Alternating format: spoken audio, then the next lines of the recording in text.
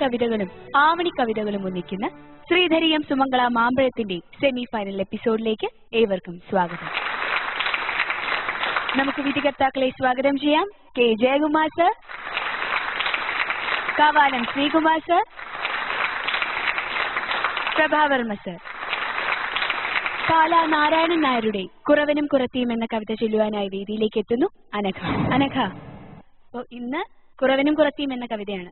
ദേഷ്യമാണ് വിഷയം. അപ്പോ വളരെ മനോഹരമായി ചൊല്ലുക.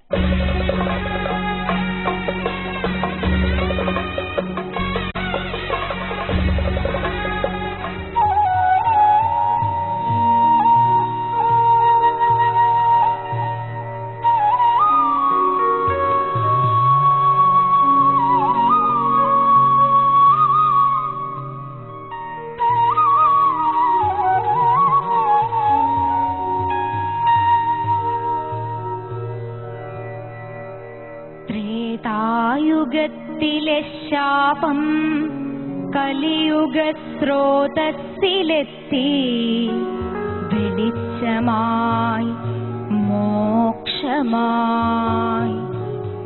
സഹ്യന്റെ ഗോപുരദ്വാരം കൊളുത്തിയ സൗവർണ ദീപമേ,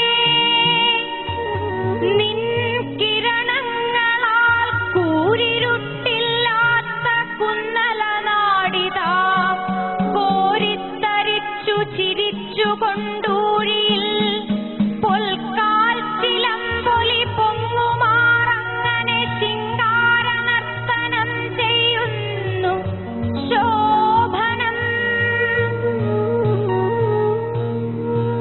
മൂലമറ്റത്തിൻ മുടിക്കുമേൽ പുത്തനാം ആലവട്ടം പോലെ വർണ്ണാഭ ചാർത്തിയ നാടു കാണിക്കു മുഖം നോക്കുവാനുള്ള നീലത്തടാകമുകുരങ്ങൾ മൂന്നിനും ജീവനമേകുമിടുക്കിയിലുണ്ടൊരു പാവന പൗരാണികോജ്വല നിർച്ഛരീ.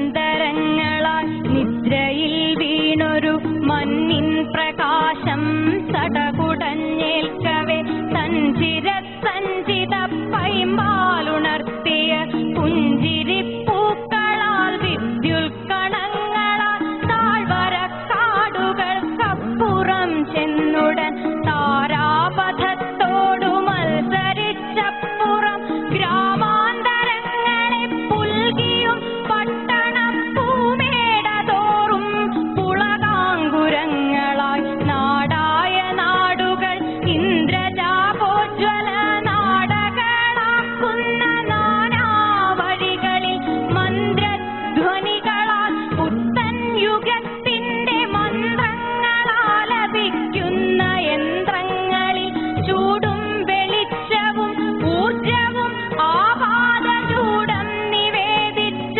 ശക്തിസ്വരൂപിണി.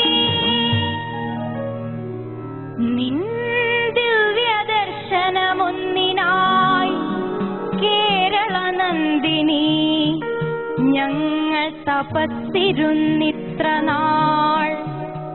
ഭക്തരിൽ പാരം പ്രസാദിച്ചു ഭൂഗർഭവൈദ്യുതിയായി പിറന്നു നീ ശൈലജേ.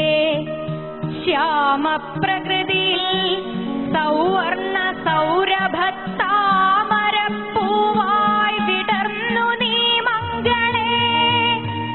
നിന്നെ കുടിയിരുത്തിയിടുവാൻ അമ്പലം മുന്നമേ നിർമ്മിച്ചു 3 ഘട്ടങ്ങളിൽ.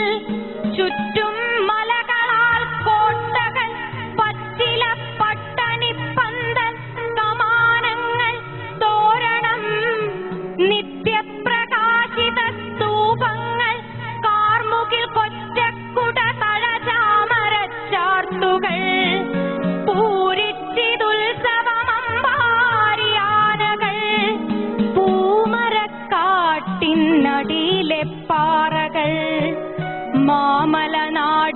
കുടിക്കെട്ടിലംബികേ മായാമയേ നീ മറഞ്ഞിരുന്നെങ്കിലും നിന്നെയും തേടിപ്പിടിക്കുവാൻ കെൽപ്പുള്ള ധന്യൻ കൊലുമ്പനാവാദിനിവാസിയെ തെല്ലും മറക്കുവാനാവില്ല.